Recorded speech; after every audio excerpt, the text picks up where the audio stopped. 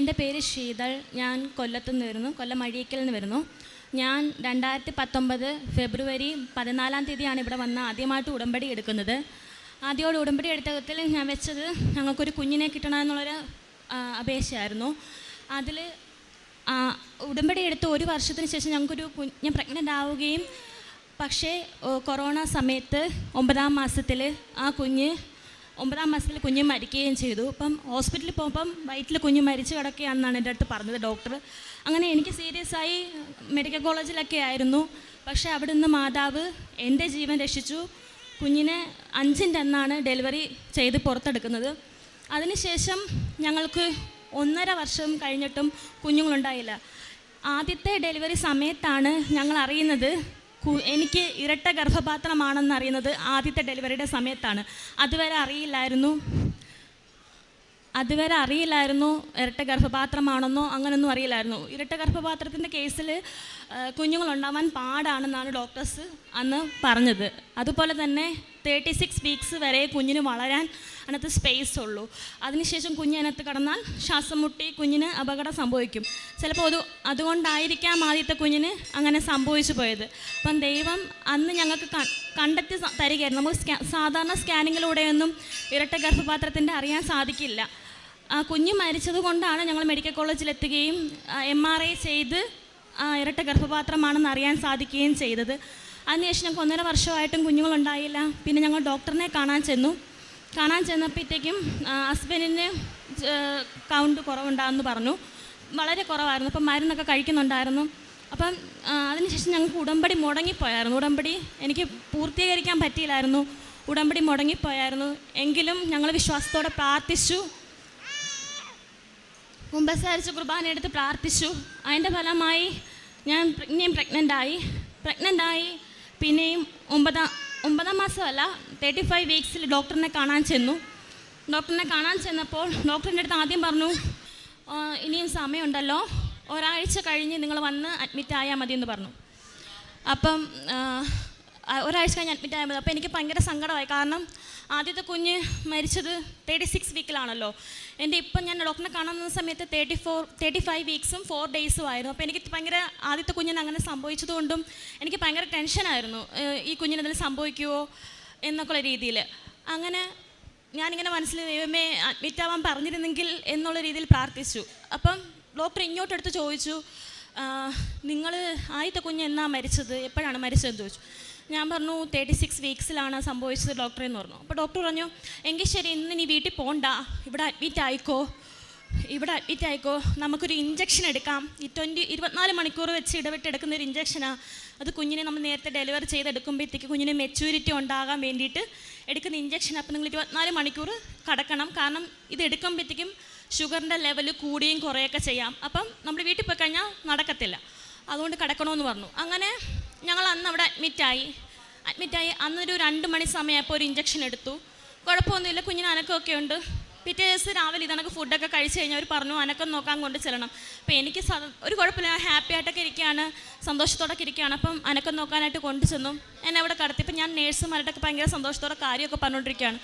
കുഞ്ഞിൻ്റെ അനക്കം നോക്കുന്ന സമയത്ത് കുഞ്ഞിൻ്റെ ഹാർട്ട് റേറ്റ് 120 തൊട്ട് 160 വരെയാണ് കുഞ്ഞിൻ്റെ ഹാർട്ട് റേറ്റ് വരേണ്ടത് മാക്സിമം. പക്ഷേ എൻ്റെ കുഞ്ഞിൻ്റെ ഹാർട്ട് റേറ്റ് പെട്ടെന്ന് 100 താഴെ പോയി. അപ്പോൾ പെട്ടെന്ന് തന്നെ ഇവർ പെട്ടെന്ന് ഓക്സിജനൊക്കെ വെക്കുന്നു. അപ്പോൾ എനിക്ക് ഭയങ്കര ടെൻഷനായി. എന്താ സംഭവം എന്ന് അറിയുന്നത്. ഞാൻ നല്ല ഹാപ്പി ആയിട്ട്, കുഞ്ഞിന് അനക്കമൊക്കെ ഉണ്ട്, അപ്പം നല്ല ഹാപ്പി ആയിട്ടൊക്കെ ഇരിക്കുമായിരുന്നു. പെട്ടെന്ന് അവരെന്നെ കമ്മലും മാലയെല്ലാം ഊരി ഓപ്പറേഷൻ. അവരെനിക്ക് പറഞ്ഞു, പേടിക്കേണ്ട, നമുക്ക് കുഞ്ഞിൻ്റെ ജീവനല്ലേ വലുത്, കുഞ്ഞിൻ്റെ ഹാർട്ട് റേറ്റ് ഇങ്ങനെ കുറഞ്ഞുകൊണ്ടിരിക്കുകയാണ്, അതുകൊണ്ട് നമുക്ക് സിസേറിയൻ ചെയ്യണം എന്ന് പറഞ്ഞു. അപ്പോൾ എനിക്ക് പെട്ടെന്ന് സിസേറിയൻ കേട്ടപ്പോൾ പേടിയായിരുന്നു. എങ്കിലും എൻ്റെ എങ്ങനെയെങ്കിലും എൻ്റെ കുഞ്ഞിനെ കാണാൻ പറ്റുമല്ലോ, ആ ഒരു ഇതിൽ സമ്മതിച്ചു. അങ്ങനെ ഞാൻ ഓപ്പറേഷൻ തിയേറ്ററിൽ കൊണ്ടുപോയി. സിസേറിയൻ ചെയ്യുമ്പോൾ ഡോക്ടർ പറഞ്ഞു കൊടുക്കുന്നുണ്ട് കൂടെയൊക്കെ ഡോക്ടറിനെ, ഇത് 2 ഉറയാണ്, എൻ്റെ ഗർഭപാത്രത്തെ കാണിച്ചു കൊടുക്കും, നമുക്ക് കേൾക്കാൻ പറ്റുമല്ലോ.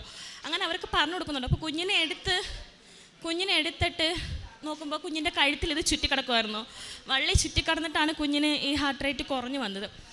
അങ്ങനെ നടന്നുകൊണ്ടിരിക്കുന്ന സമയത്ത് പെട്ടെന്ന് ഡോക്ടർ ചോദിക്കുന്നു, കുഞ്ഞിന് ജീവനുണ്ടോ, കുഞ്ഞിന് കരയുന്നുണ്ടോ എന്ന് നോക്കാൻ പറഞ്ഞു. അപ്പോൾ ഇതെൻ്റെ കേൾക്കുന്ന എൻ്റെ അവസ്ഥ, ദൈവമേ ഈ കുഞ്ഞിനും ജീവനില്ലാത്ത രീതിയിലാണോ. പെട്ടെന്ന് കുഞ്ഞിനെ 2 അടി അടിച്ചു. അടി അടിച്ച ഉടനെ കുഞ്ഞ് കരഞ്ഞപ്പോൾ എന്നിട്ട് ഇവള് ശ്വാസം ഭയങ്കരമായിട്ട് ഇങ്ങനെ ബ്രീത്ത് ഇങ്ങനെ പ്രശ്നം ഉണ്ടായിരുന്നു. അങ്ങനെ കുഞ്ഞിനെ എന്നെ ജസ്റ്റ് ഒന്ന് കാണിച്ചു. ഞാൻ നല്ല വ്യക്തമായിട്ട് കുഞ്ഞാണാണോ പെണ്ണാണോ ഒന്നും അറിഞ്ഞില്ല. കാണിച്ചു കുഞ്ഞിനെ അവരങ്ങ് കൊണ്ടുപോയി. അപ്പോൾ എനിക്കങ്ങ് ടെൻഷനായി. പിന്നെ ഇവരൊന്നും പറയുന്നില്ല, കുഞ്ഞിനെക്കുറിച്ച് ഞാൻ അറിയുന്നില്ല. കുഞ്ഞിന് ഞാൻ കൊല്ലത്ത് ഓച്ചിറ ആശുപത്രിയിലും കുഞ്ഞിനെ വേറെ SBM എന്ന് പറഞ്ഞ കരുനാപ്പള്ളി ആശുപത്രിയിലാണ് കൊണ്ടുപോയത്. അവിടെ കുഞ്ഞിനെ 4 ദിവസം ICUവിൽ വെച്ചിരുന്നു. അപ്പോഴും എനിക്ക് അറിയത്തില്ല കുഞ്ഞിന് ജീവനുണ്ടോ എന്നൊന്നും അറിയില്ല. എല്ലാവരും പറയുന്നുണ്ട് കുഞ്ഞിന് ജീവനുണ്ട്, പക്ഷേ ഞാൻ കണ്ടില്ല. അതിനെ കാണുന്നവരെ എനിക്ക് സമാധാനമില്ലായിരുന്നു സത്യം പറഞ്ഞാൽ. അപ്പം ഞാൻ പ്രാർത്ഥിച്ച് ഇങ്ങനെ കിടക്കുമായിരുന്നു. 4-ൻ്റെ അന്ന് പിന്നെ കുഞ്ഞിനെ കാണാൻ പറ്റി. ഇപ്പോഴും ഞാൻ വിശ്വസിക്കുന്നത് അന്ന് അവിടെ അഡ്മിറ്റ് ആകാൻ അത് കാരണക്കാരി മാതാവ് തന്നെ. കാരണം ഒരിക്കലും അഡ്മിറ്റ് ആവാൻ പോയതല്ല ഞങ്ങൾ. അതിൻ്റെ പിറ്റേ ദിവസം അങ്ങനെ സംഭവിക്കുമെന്ന് ഒരിക്കലും വിചാരിച്ചില്ല. പക്ഷേ മാതാവ് നേരത്തെ കൂട്ടി എന്നെ അഡ്മിറ്റ് ആക്കുകയും അവിടെ ചെന്ന് മാതാവ് തന്നെ പെട്ടെന്ന് 1 മാസം ഡിഫറൻസ്, ഒക്ടോബർ 17 ഡേറ്റ് പറഞ്ഞു, സെപ്റ്റംബർ 17-ാം തീയതി അവൾ പുറത്തു വന്നു. അങ്ങനെ മാതാവ് ഞങ്ങൾക്കൊരു മോളെ തന്ന് അനുഗ്രഹിച്ചു. എനിക്ക് ആദ്യത്തത് മോളായിരുന്നു. അപ്പോൾ ഞങ്ങൾക്ക് സങ്കടമായിരുന്നു. ഞാൻ കണ്ടു. അപ്പോൾ ഞങ്ങൾ പ്രാർത്ഥിച്ചു, ദൈവമേ ഒരു മോളെ തന്ന. അതേ കണക്കൊരു മോളെ തരണമെന്നായിരുന്നു പ്രാർത്ഥിച്ചത്. അതേ കണക്ക് മാതാവ് ഞങ്ങൾക്കൊരു മോളെ തന്ന് അനുഗ്രഹിച്ചു. അതിന് മാതാവിന് ഒരുപാട് കോടാനുകോടി നന്ദി അർപ്പിക്കുന്നു. അതിനുശേഷം ഞാൻ മറന്നുപോയി ഇതിനകത്ത് എഴുതാൻ. അതിനുശേഷം ഞാൻ 1 മാസം ഡ്രസ്സിലാണല്ലോ നമുക്ക്. 1 മാസത്തിന് ശേഷം എനിക്ക് നന്നായി കഠിനമായിട്ടൊരു വയറ്റുവേദന വന്നായിരുന്നു. വയറ്റുവേദന വന്ന സമയത്ത് എന്നെ കൊണ്ട് ആശുപത്രി പോകുമ്പോൾ എല്ലാം പറയുന്നത് എനിക്ക് മൂത്രത്തിപ്പഴുപ്പാണ്, ഇൻഫെക്ഷനാണ് എന്നൊക്കെ പറഞ്ഞത്. എപ്പോഴും പോവും, തിരിച്ച് പറഞ്ഞിടും. മരുന്ന് കഴിക്കും, പിന്നെ കുറയും, പിന്നെയും പോവും. അങ്ങനെ സഹിക്കാൻ പിന്നെ എൻ്റെ ഹസ്ബൻഡിൻ്റെ വീട്ടിൽ കൊണ്ടുവന്നപ്പോഴത്തേക്കും എനിക്ക് സഹിക്കാൻ പറ്റാത്ത വേദന തോന്നി. എന്നെ കൊണ്ടുപോയി പിന്നെ ഞാൻ അങ്ങോട്ട് പറഞ്ഞു, എനിക്ക് സ്കാൻ ചെയ്ത് നോക്കുമോ ഡോക്ടറെ, എനിക്ക് അത്രയ്ക്ക് വയ്യാന്ന് പറഞ്ഞു. അങ്ങനെ സ്കാൻ ചെയ്തപ്പോഴാണ് കുറേ അസുഖങ്ങളുടെ പേരൊക്കെ പറഞ്ഞു. ആദ്യം ഇപ്പോൾ ഗാൽബാൾഡർ സ്റ്റോണോ അങ്ങനെ എന്തൊക്കെ പറഞ്ഞു. പിന്നെ അപ്പൻഡീസിൻ്റെ അസുഖം ഉണ്ടെന്ന് പറഞ്ഞു. അങ്ങനെയൊക്കെ പറഞ്ഞു. പിന്നെ അപ്പൻഡീസ് ഇതെടുത്തു, MRI അല്ല CT സ്കാൻ എടുത്തു. CT സ്കാൻ എടുത്തപ്പോൾ പറഞ്ഞു അപ്പൻഡീസ് ഓപ്പറേഷൻ ചെയ്യണം എന്ന് പറഞ്ഞു. അപ്പോൾ അന്നത്തെ ദിവസം അഡ്മിറ്റാക്കി എന്നെ ഓപ്പറേഷൻ ചെയ്യാൻ വേണ്ടി അവിടെ കടത്തിയേക്കുവാ. അപ്പോൾ എനിക്ക് തലേന്ന് തൊട്ട് വെള്ളം തരുന്നില്ല, ആഹാരം തരുന്നില്ല, ഒന്നും തരില്ല. 3 ദിവസം എനിക്ക് ആഹാരവും വെള്ളവും തന്നില്ല. ഓൺലി ട്രിപ്പ് മാത്രമായിരുന്നു അവർ തന്നുകൊണ്ടിരുന്നത്. ആ സമയത്ത് എനിക്ക് ദാഹിച്ചിട്ട് വയ്യ. അപ്പം ഞാൻ ചോദിച്ചു, എനിക്ക് സിസ്റ്റർ എനിക്ക് ഇച്ചിരി വെള്ളം തരുമോ? അപ്പോൾ പറഞ്ഞു, ഇല്ല, ഡോക്ടറിൻ്റെ അനുവാദം ഇല്ലാതെ വെള്ളം തരാൻ പറ്റത്തില്ല. എന്നിട്ട് എൻ്റെ വിഷമം കണ്ടിട്ട് ആരും കാണാതെ ഒരു സിസ്റ്റർ എനിക്ക് കൊണ്ടുവന്ന് ഒരു തുള്ളി വെള്ളം, ഒരു ഗ്ലാസ്സിൽ അര ഗ്ലാസ് പോലും ഇല്ല, എന്നിട്ട് തന്നു. പക്ഷേ ആ ഒരു തുള്ളി വെള്ളം കിട്ടിയപ്പോൾ എനിക്ക് ഭയങ്കര സന്തോഷമായി, സമാധാനമായി. എന്നിട്ട് ഞങ്ങൾ കാത്തിരിക്കുക മെയിൻ സർജൻ വന്ന ഓപ്പറേഷന് വേണ്ടിയിട്ട്. അങ്ങനെ ഓപ്പറേഷന് വേണ്ടിയിട്ട് കയറ്റുന്നതിന് മുമ്പ് എല്ലാം ഡ്രസ്സൊക്കെ ഇടിയിപ്പിച്ച് കമ്മലും മാലയും എല്ലാം ഊരി. അപ്പം ഞാനിങ്ങനെ മനസ്സിൽ പ്രാർത്ഥിക്കും, ദൈവമേ ഓരോ ഓപ്പറേഷൻ കഴിഞ്ഞതേ ഉള്ളൂ, അതിനിടയ്ക്ക് അടുത്തൊരു ഓപ്പറേഷനും കൂടി എനിക്ക് താങ്ങാൻ പറ്റുന്നതല്ല. മാതാവേ, എന്തെങ്കിലും ഇനി ഓപ്പറേഷനാണ് നിനക്ക് ഇതെങ്കിൽ അങ്ങനെ ആയിക്കൊള്ളട്ടെ, അല്ലെങ്കിൽ മാറ്റാൻ പറ്റുമെങ്കിൽ ഇതൊന്ന് മാറ്റിത്തരണേന്ന് പ്രാർത്ഥിച്ചു. ഞാൻ രാത്രി 10 മണി വരെ ഡോക്ടറിനെ കാത്തിരുന്നു. 11 മണി വരെ കാത്തിരുന്നു.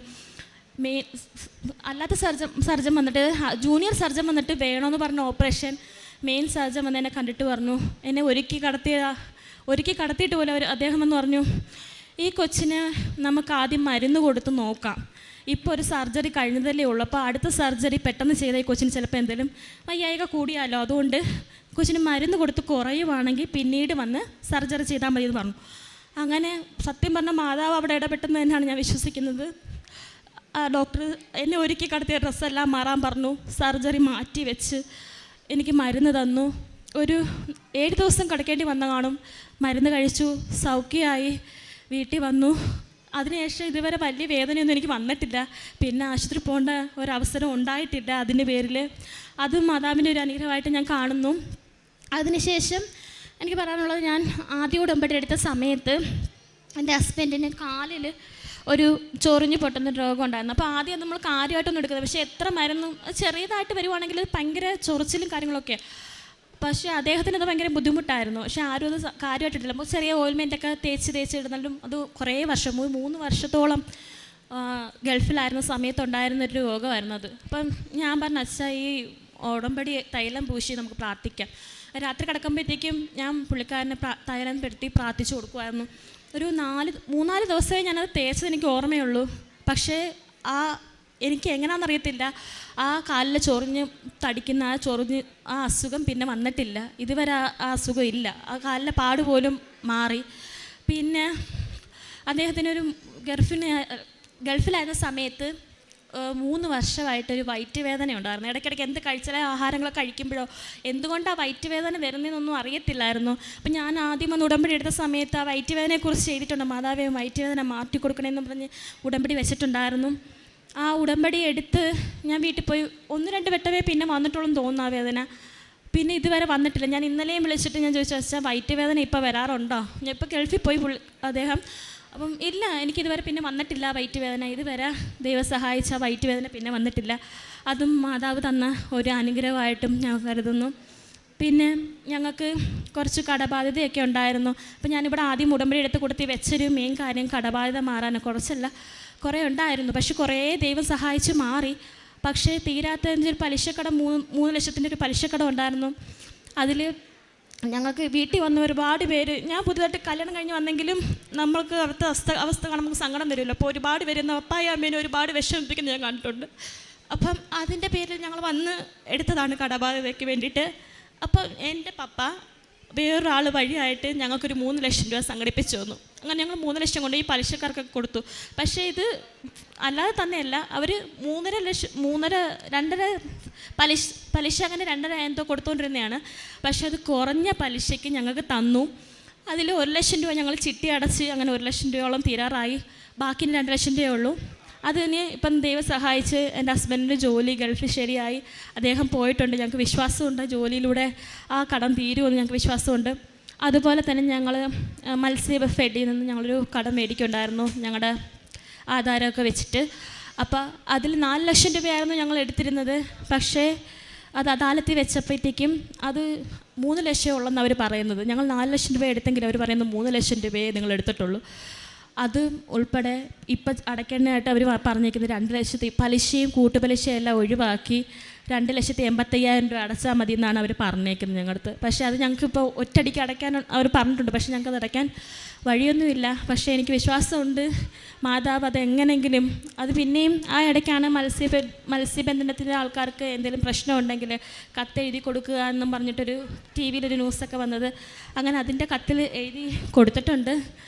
മാതാവ് സഹായിച്ച് അത് മാറിക്കിട്ടുമെന്ന് ഞാൻ വിശ്വസിക്കുന്നു. മാതാവ് തന്ന അനുഗ്രഹത്തിന് നന്ദി പറയുന്നു. അതുപോലെ തന്നെ ഇപ്പം കുറച്ച് മുമ്പ് ഒരു ചേച്ചി വന്ന് കുഞ്ഞിന് ഫിക്സ് വന്ന കാര്യം പറഞ്ഞപ്പോഴാണ് എനിക്കൊരു കാര്യം ഓർമ്മ വന്നത്. എൻ്റെ മോള് മാർച്ച് മാസം ഞാൻ ഇവിടെ വന്ന് ഉടമ്പടി എടുത്തു കഴിഞ്ഞു. അപ്പോൾ ഇയാൾക്ക് ഉറങ്ങിക്കിടന്ന സമയത്ത് ഇങ്ങനെ വിറയിൽ വന്നു.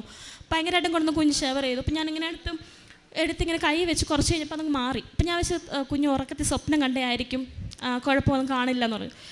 പള്ളിയിൽ വെച്ചായിരുന്നു സംഭവം. അപ്പോൾ ഞാൻ പിന്നെയും വീട്ടിൽ ഒന്ന് കടത്തി കുറച്ച് കഴിഞ്ഞപ്പോൾ പിന്നെയും കുഞ്ഞ് തനക്ക് വിറച്ച് ഭയങ്കരമായിട്ട്. അപ്പോൾ ഞങ്ങൾ പേടിയായി, ഇതെന്താണ്. അപ്പോൾ ഞങ്ങൾ ഡോക്ടറിനെ കൊണ്ട് കാണിച്ചു. ഡോക്ടർ പറഞ്ഞു ചിലപ്പം ജെന്നിയുടെ തുടക്കം വല്ലതുമായിരിക്കും, നിങ്ങൾ കൊണ്ടുപോയി ഒരു സ്കാൻ EEG ടെസ്റ്റ് എന്ന് പറയും, നമ്മളെ ഒരു തലയിലൊക്കെ ഇങ്ങനെ വെച്ചിട്ട് ചെയ്യുന്ന ടെസ്റ്റാണ്. അപ്പോൾ അത് ഭയങ്കര പാടാണ്, കുഞ്ഞ് ഉറങ്ങുമ്പോഴേ ചെയ്യാൻ പറ്റത്തുള്ളൂ. അങ്ങനെ ഞങ്ങൾ ആശുപത്രിയിൽ പോയി. രാവിലെ പോയി ഞങ്ങൾ 7 മണി 8 മണി സമയത്ത് പോയതാണ് ഞങ്ങൾ. അവിടെ ചെന്ന് കുഞ്ഞ് ഒരു കാരണവശാലും ഉറങ്ങുന്നില്ല. അങ്ങനെ ഒരുപാട് കഷ്ടപ്പെട്ട് പ്രാർത്ഥിച്ച് ഈ രൂപമൊക്കെ വെച്ചിട്ട് കാശുരൂപമൊക്കെ വെച്ച് പ്രാർത്ഥിച്ച് അവിടെ വെച്ച് കാശുരൂപം മുറുകെ പിടിച്ച് പ്രാർത്ഥിക്കുമായിരുന്നു. മാതാവേ കുഞ്ഞിന് വേറെ അസുഖമൊന്നും ഉണ്ടാവില്ലേ, ടെസ്റ്റിൻ്റെ റിസൾട്ട് വരുമ്പോൾ നോർമൽ ആവണേ എന്നുള്ള പ്രാർത്ഥനയായിരുന്നു. അങ്ങനെ ഇടയ്ക്കിടയ്ക്ക് വന്നുകൊണ്ട് ഞങ്ങൾ കൊണ്ട് കാണിച്ചു, ടെസ്റ്റ് ചെയ്തു. ഇപ്പോൾ റിസൾട്ടിന് ഒരു ദിവസം വൈകുമെന്ന് പറഞ്ഞു. അങ്ങനെ റിസൾട്ട് വന്നു. റിസൾട്ടിനകത്ത് ഒരു കുഴപ്പമില്ലെന്ന് മാതാവ് കാണിച്ചു തന്നു. അത് വലിയൊരു അനുഗ്രഹമായിട്ട് കരുതുന്നു. ഇത്രത്തോളം നന്മകൾ തന്ന ദൈവത്തിന് മാതാവിനും ഒരുപാട് നന്ദി. ലൂക്ക 18:27 മനുഷ്യർക്ക് അസാധ്യമായത് ദൈവത്തിന് സാധ്യമാണ്. ശീതള ഡോക്ടറിനെ കണ്ടപ്പോൾ ഡോക്ടർ പറഞ്ഞത് ഗർഭധരിക്കുവാനുള്ള സാധ്യത വളരെ കുറവാണ് എന്നുള്ളതാണ്. എന്നാൽ ഉടമ്പടിയിൽ നിന്ന ഈ കുടുംബത്തിന് ദൈവം കുഞ്ഞിനെ നൽകുകയും അതോടൊപ്പം തന്നെ തക്ക സമയത്ത് സംരക്ഷണം നൽകുകയും ചെയ്തു. ഉടമ്പടി നേർച്ച വസ്തുക്കൾ ഉപയോഗിച്ചപ്പോൾ പെട്ടെന്ന് ലഭിച്ച രോഗസൗഖ്യം, ഇതെല്ലാം ദൈവത്തിൻ്റെ സാന്നിധ്യമാണ് പ്രകടമാക്കുന്നത്. ഉടമ്പടിയിൽ നിൽക്കുന്ന മക്കൾക്ക് ഓരോ വിഷയങ്ങളിലും അപകടങ്ങളിലുമെല്ലാം ദൈവത്തിൻ്റെ സംരക്ഷണം ലഭിക്കും. ദൈവഭക്തന് ലഭിക്കുന്ന വലിയൊരു ആനുകൂല്യമാണ് ദൈവത്തിൻ്റെ സാന്നിധ്യവും സംരക്ഷണവും. പരിശുദ്ധ അമ്മയിലൂടെ ദൈവം നൽകിയ അനുഗ്രഹങ്ങൾക്ക് കൈയടിച്ച് ദൈവത്തെ മഹത്വപ്പെടുത്താം. യേശുവേ നന്ദി, യേശുവേ സ്തോത്രം, യേശുവേ ആരാധന.